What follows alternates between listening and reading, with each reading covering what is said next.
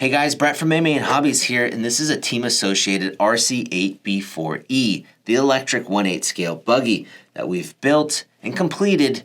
We want to tell you about that experience. Now for the build with this car, it was built and assembled by one of our marketing team guys, Mark, and this was his first time building an 8 scale kit.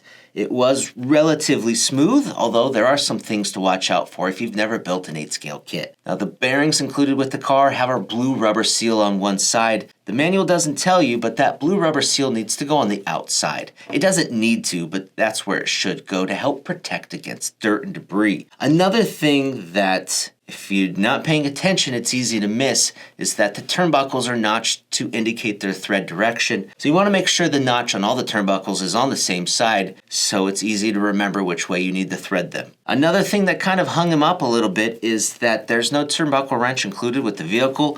The turnbuckles are a 5.5 size, so any 5.5 turnbuckle wrench will get the job done, and it's really recommended to have one from the start. Now another thing with the build is that Team Associated is changing the front shock tower design. I built the Nitro version of this car, and the front shock tower uses these little screws to capture the suspension pill in the shock tower. That's the old design. With this buggy, it came with the revised front shock tower that has the suspension pills going in from the opposite side, which requires no screws to capture them in. The thing about this is the manual shows the old style. There was an addendum included with the kit to show you the new style, but it wasn't actually stuffed into the manual. It's separate in this bag of other documentation. So that's something to watch out for. In the future, all the kits are going to have this new design, so it's really going to be a non-issue.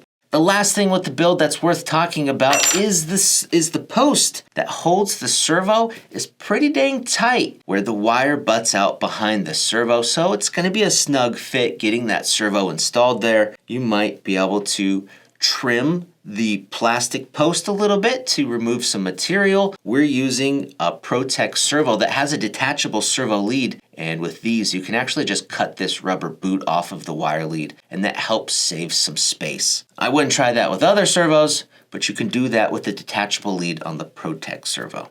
Now for the setup on this car, it's following the box setup that's illustrated in the manual, which includes the 45 front shock weight and then the 40 weight in the rear, and then also the diffs have 5,000 front, 10,000 center, 5,000 rear. When you build the kit, you have the option of using one single battery box for a big 4S battery, or you can use the 2 battery box setup with a battery box on each side to use shorty 2S packs. And then you can also adjust if you want those packs forward or back. With our car, we set it up using the 2 shorty packs, and we've configured it with the batteries being all the way back. Now for the equipment used for the servo, it's a ProTech 170 SBL with that detachable servo lead, and we cut the rubber boot off of it like we mentioned. That servo is also using the new ProTech dual offset aluminum servo horn. It's the standard length because it comes in 2 different sizes, and then the mounting spacing on this servo is 20 millimeters. That's what you need. For the speed controller, it's the Hobbywing X-Run XR8 Plus combo, and we pick that up with the 2200 kV motor, which may be kind of hot for some tracks. A lot of guys are opting for that 1900 kV option, so we'll just have to see how that goes.